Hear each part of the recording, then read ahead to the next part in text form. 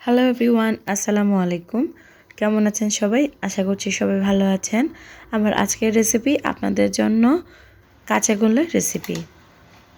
খুবই সহজ আর তৈরি হয়ে যাবে মাত্র 20 থেকে 25 মিনিটের মধ্যে। চলুন দেখিনি কিভাবে আপনারা খুব সহজে একদম দোকানের স্টাইলে কাঁচা গোল্লা বাসাতেই তৈরি করবেন। তো কাঁচাগোল্লা তৈরি করার জন্য প্রথমে ছানা তৈরি করে নিতে হবে। তার জন্য আমি একটা হাঁড়িতে 1.5 লিটার দুধ দিয়ে দিচ্ছি। আজকের ছানা তৈরি করার জন্য আমি বায়ো তরল দুধ ব্যবহার করছি। আপনারা চাইলে তরল দুধ না থাকলে পাউডার দুধ দিয়েও কিন্তু এই ছানাটা তৈরি করে নিতে পারবেন। এখন দুধ জাল করার জন্য চুলায় হাঁড়িটা বসিয়ে দিয়েছি আর ওয়েট করছি দুধে বলক আসা পর্যন্ত। আর এরই মধ্যে এক সাইডে আমি একটা বাটির মধ্যে নিয়ে নিচ্ছি ভিনেগার। আমি এখানে 3 টেবিল চামচ পরিমাণ ভিনেগার নিয়ে নিচ্ছি। আজকের ছানাটা আমি ভিনেগার দিয়ে তৈরি করে দেখাবো। ভিনেগার না থাকলে আপনারা এখানে লেবুর রসটাও নিতে পারেন বা টক দই দিয়েও কিন্তু ছানাটা তৈরি করতে পারেন। তো আমি এখানে 3 টেবিল চামচ ভিনেগার আর সাথে আরও 3 টেবিল চামচ পানি দিয়ে একটা মিশ্রণ তৈরি করে নিয়েছি। আর এরই মধ্যে দুধে বলক আসা শুরু করেছে, একটু নেড়েচেড়ে দিচ্ছি যাতে করে দুধের উপরে সর না পড়ে। তো দুধটা বলক চলে এসেছে, এই অবস্থা আমি আরও 1 মিনিট জাল করে নিব। আর এরই মধ্যে 1 মিনিট জাল করা হয়ে গেছে। এখন আমি যে মিশ্রণটি তৈরি করেছিলাম ভিনেগার আর পানির, সেই মিশ্রণটি অল্প অল্প করে দিয়ে নেড়েচেড়ে ছানাটা উঠিয়ে নিব। একসাথে না দিয়ে অল্প অল্প করে দিবেন, এতে করে কিন্তু ভালো মিশাতে পারবেন। তো মেশাতে মেশাতে কিন্তু আমার ছানাটা তৈরি হয়ে গেছে, দেখতে পাচ্ছেন দুধের থেকে ছানাটা আলাদা হয়ে গেছে আর পানিটাও কিন্তু আলাদা হয়ে গেছে আর কালারটাও চেঞ্জ হয়ে গেছে। এখন আমি এই ছানাটা ছেঁকে নিব। ছাকার জন্য আমি একটা স্ট্রেনারের উপরে পরিষ্কার সাদা কাপড় দিয়ে দিলাম। আপনারা যে কোনো পরিষ্কার কাপড় দিয়েই এই ছানাটা ছেঁকে নিতে পারবেন। এখন এই ছানায় আমি ঠান্ডা নর্মাল পানি দিয়ে দিব, দিয়ে ছানাটা হালকা করে ধুয়ে নিব যাতে করে ছানার মধ্যে যে ভিনেগার আমরা দিয়েছিলাম তার যে একটা স্ট্রং স্মেল আছে, মানে গন্ধ আছে ভিনেগারের, সেটা চলে যায়। তো আপনারা কিন্তু ভিনেগার দিয়ে যদি ছানা তৈরি করে থাকেন তাহলে একটু ঠান্ডা পানি দিয়ে ধুয়ে নেবেন, এতে করে ভিনেগারের স্ট্রং যে স্মেলটা সেটা আশা করছি চলে যাবে। এখন আমি ছানাটা ভালো করে পানি ঝরিয়ে নিচ্ছি।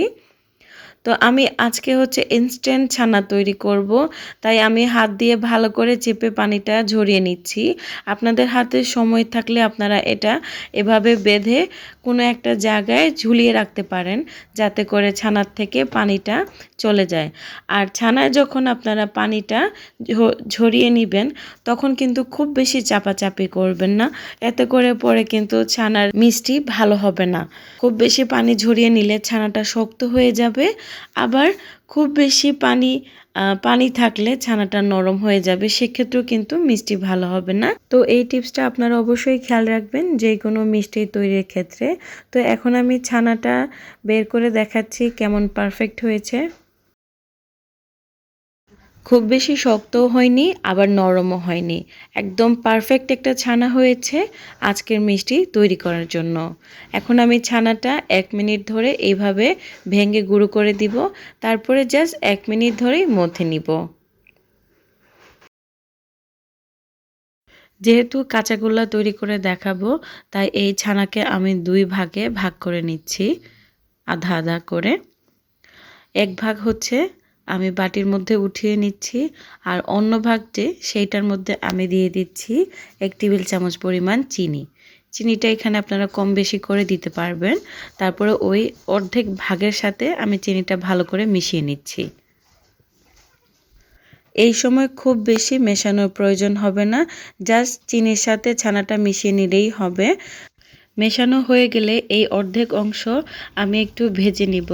আর ভাজার জন্য আমি চুলায় একটা কড়াই বসিয়েছি, আর কড়াইয়ের মধ্যে আমি এই ছানাটা দিয়ে ভেজে নিব যত সময় চিনিটা ছানার মধ্যে একদম মিশে না যাচ্ছে। তো 2 থেকে 3 মিনিট সময় লাগবে এই অবস্থায় আসতে। তারপরে আমি দিয়ে দিচ্ছি কনডেন্স মিল্ক। আমি এখানে হাফ কাপ পরিমাণ কনডেন্স মিল্ক নিয়েছি।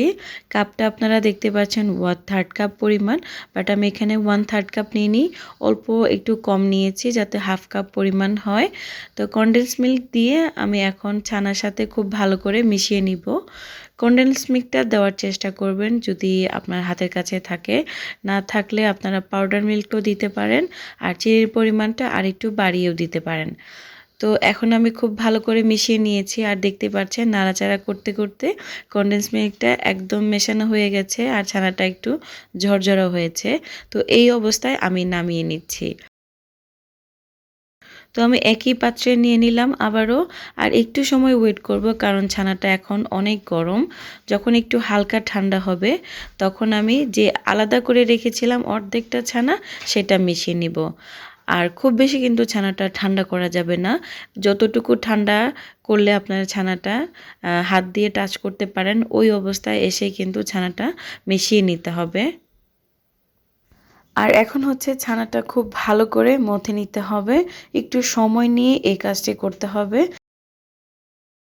হাতের তালুর নিচের অংশ মানে শক্ত অংশটা দিয়ে খুব ভালো করে সময় নিয়ে এই ছানাটি আপনাদেরকে মথে নিতে হবে। আর এই কাজটা করতে হবে একটু ধৈর্য নিয়ে, সময় লাগবে 7 থেকে 10 মিনিটের মতো। এভাবে করে মিশিয়ে নিলে ছানাটা খুব মসৃণ হবে, আর এই ছানার তৈরি মিষ্টিটা খেতেও কিন্তু খুবই ভালো লাগবে। তো এইভাবে করে আমার ছানাটা মেশানো হয়ে গেছে। এখন আমি মিষ্টি তৈরি করার জন্য শেপ দিয়ে নিব। আর এখন আমি একটু করে ছানা হাতে নিয়ে নিলাম। আপনারা যতটুকু বড় বা ছোট সাইজের কাঁচাগোল্লা খেতে পছন্দ করেন সেই অনুপাত অনুযায়ী এখানে ছানা নিয়ে নেবেন। তারপরে এই যে হাতের তালুতে নিয়ে 2 হাত দিয়ে এরকম বল শেপ দিয়ে নেবেন। আপনাদের পছন্দ অনুযায়ী শেপ দিয়ে নেবেন। বল শেপও দিতে পারেন, বরফি শেপও দিতে পারেন, যেটা আপনাদের ভালো লাগে। তবে অরিজিনাল কাঁচাগোল্লার শেপ কিন্তু দেখতে বলের মতোই। তো আমি এরকম গোল গোল বল শেপ দিয়ে নিলাম। তো দেখতেই পাচ্ছেন খুব সুন্দর একদম মসৃণ আমার কাঁচাগোল্লা এখানে তৈরি হয়ে গেছে। কোনো ফাটলও নেই এই মিষ্টির মধ্যে। তো ছানা যদি ভালো হয় তাহলে মিষ্টিও কিন্তু দেখতেও ভালো হবে, খেতেও ভালো লাগবে। হাতে নিয়ে যদি শেপ দিতে কষ্ট হয় আপনারা চাইলে এই প্লেটের মধ্যে রেখেও কিন্তু এইভাবে শেপ দিতে পারেন। এই শেপটা দেখতেও কিন্তু আরও ভালো লাগে। তো এইভাবে করে আমার সবগুলো আজকের কাঁচাগোল্লার শেপ দেওয়া হয়ে গেছে। এখন মিষ্টিটা একদম রেডি। আপনারা চাইলে এই মিষ্টিটা কোট করতে পারেন, আবার কোটিং ছাড়াও কিন্তু খেতে পারেন, যেভাবে আপনাদের ভালো লাগে। আর কোটিংয়ের জন্য আপনারা চাইলে মাওয়া ইউজ করতে পারেন বা পাউডার দুধও ব্যবহার করতে পারেন। এখানে আজকে কাঁচাগোল্লা কোট করার জন্য আমি মাওয়া বা পাউডার দুধ কোনোটাই ব্যবহার করছি না। আমি এখানে বাদাম, ক্যাশনাট যে বাদামটা, সেই বাদামটা গুঁড়ো করে নিয়েছি, একদম ব্লেন্ডারে দিয়ে মিহি গুঁড়ো করে নিয়েছি, সেটা দিয়ে কোট করে নিচ্ছি। আমি জানি না আপনারা কখনো এইভাবে খেয়েছেন কিনা, যদি না খেয়ে থাকেন একবার হলো ট্রাই করে দেখবেন, খেতে কিন্তু অসম্ভব ভালো লাগে। তো বাদামের পাউডার করে এইভাবে কোট করে ডেকোরেশন করলে দেখতেও সুন্দর লাগে আর খেতেও কিন্তু খুবই ভালো লাগে। বাসায় যদি গুঁড়ো দুধ না থাকে, মাওয়া বানানোর ঝামেলা মনে করেন, তাহলে কিন্তু সিম্পল এরকম বাদাম গুঁড়ো করে আমার মতো করে কোট করে নিতে পারেন। তো এইভাবে করে আমার সবগুলো কাঁচাগোল্লার কোটিং করা শেষ হয়ে গেছে।